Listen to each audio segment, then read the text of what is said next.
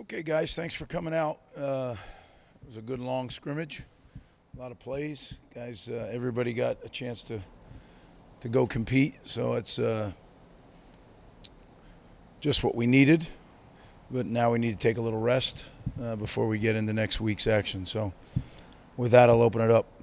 I guess what's your initial evaluation of what you saw from the defense? You know what? There was some breakdowns defensively. Gave up a couple of big plays. I think we have to be more. We need to execute with more precision. I don't think we're far off, but you don't have to be far off. So we have to make sure that we're fitting the runs more precisely and that we're playing technique in the pass game. We did some good things, third down and that kind of stuff, but you got to stop the run. Greg, your thoughts on the quarterbacks and AJ, getting more look now as the backup? Yeah, I thought all three quarterbacks were impressive. I thought they had command of the offense. Obviously, Ethan, I think, is playing at a high level. AJ really had a good day.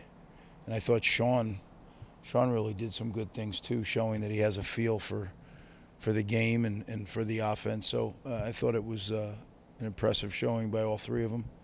And then Rocco got in, and as Rocco does, he made some things happen. So it was good.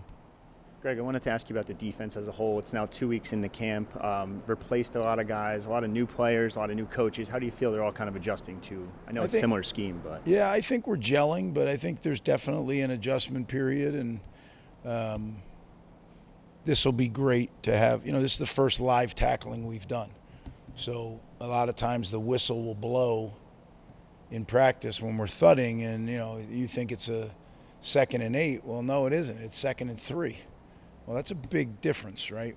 The play defenses they get called on 2nd down are much different on 2nd and 3 than on 2nd and 8. So I think a little bit of when they watch the tape, okay, now I get why I have to squeeze all the way down. It's not good enough to squeeze halfway down. I got to squeeze all the way down to the next man, because that little piece of daylight is where runs were creasing. And, it's awfully hard to play behind the chains on defense. I thought we were behind the chains a lot, especially early in the scrimmage. A bit of a different environment for this one. Obviously, you mentioned everyone gets a chance to compete, play in the stadium for first time this summer. Is there a position group or a unit that you feel like benefits the most from that kind of change of scenery today? No, I think it's the whole team. Like I really, early in my career, through my experience, I kind of understood if you make the stadium a kind of a sacred place and you only go in there to do games and game-like stuff, the players really have a sense of a heightened awareness when you go in there. And that's what we try to make it. So I felt like there was an excitement about going into the stadium and playing, and I thought that, it was a long scrimmage. And I thought our focus was good for the entire scrimmage, which is hard. It's not easy for guys to focus that long, let alone during the season when that's a game. But, these guys have been going at it all day, every day in training camp. And to come in here with the level of focus, both sides of the ball and the kicking game, I was very pleased with that. Greg, this is the first time we talked since the NCAA filed a brief on Elad and added to that situation. Just how are you guys handling it, and how do you see him handling it personally, having a new development on a situation I'm sure he thought was done with in the spring? Yeah, we don't talk about it much, to be frank. That's out of our control. We worry about the things that are in our control. We have good lawyers. We believe we're correct on this, so we'll trust the lawyers. And Jet's having a very good camp and really playing very well. And I thought he played well today. So, just go about our business and make sure that we are controlling the things that we are in control of. A lot of different guys in the running back room. How did you feel about that unit today and as training camp has gone on, and kind of the run game as a whole?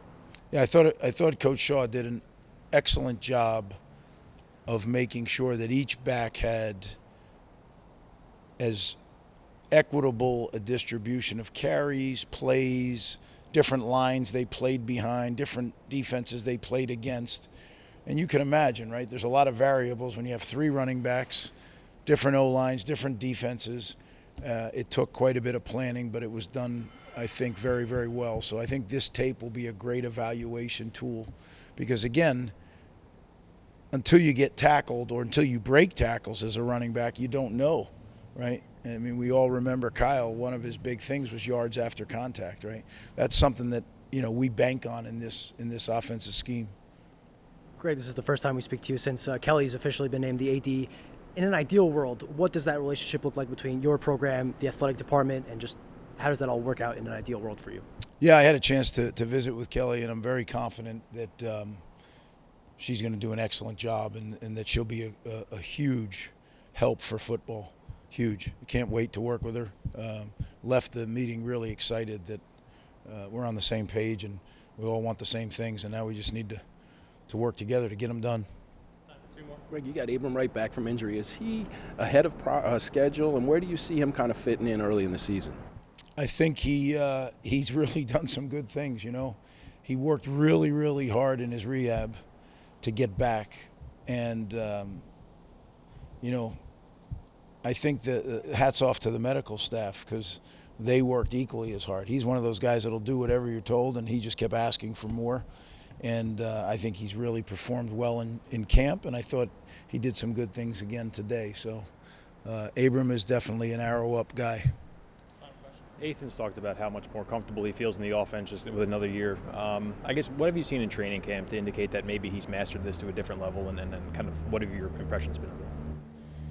Well, I think Ethan's really comfortable with the offense. He's really comfortable with his environment, and he's really comfortable with this team because this is his team. I think a year ago he came in and had to win a job. So it's awful hard to lead others when you're competing for a job. Everybody on the team knows who the quarterback is, and he's done a very good job of leading. And the first part of leading is doing your job. And he's done a very good job of taking care of his business and now very involved in leading our team. So, that's definitely a plus when your quarterback and one of your best players is one of your hardest workers and a team leader. It sure works well. So, yeah, I'm excited about that. All right, thank you, guys.